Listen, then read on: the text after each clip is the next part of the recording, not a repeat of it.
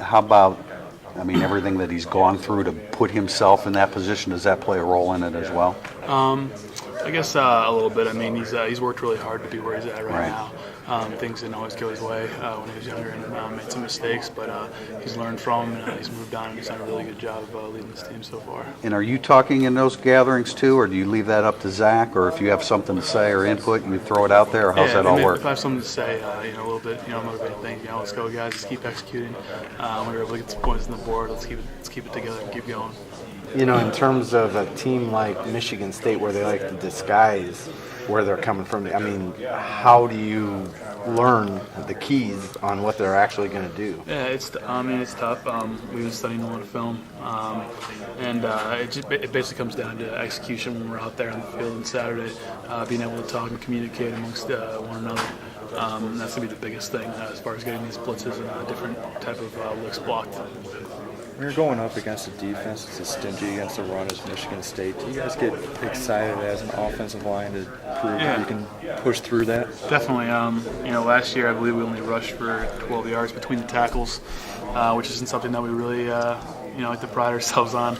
We were able to get the ball outside, but when you're playing a team like Michigan State, a physical run-stopping Big Ten team, it's always going to be a fun game. It's going to be really physical in there, and you're going to have to play pretty tough. It seems like the running backs will see lately have taken the heat when the running game doesn't work. Does the line take that personal too? Definitely, yeah. Especially on Saturday. As the O-line, we weren't communicating. Like I was kind of saying before, we weren't communicating as well as we should have been, especially in that first half. And so we kind of put that on us a little bit. We got to get our backs some yards. We got to get them some holes. And as an offense, we just weren't doing that as well in the first half. In the second half, we were able to communicate a little bit better and execute our offense. Now you got two teams that like to run stop, Oklahoma and Michigan State. I mean, how much more tougher is it going to be this week now? It's going to be tough every week, especially with Michigan State. They're known for their defense. They're really known for their defense this year. They've done a great job for them.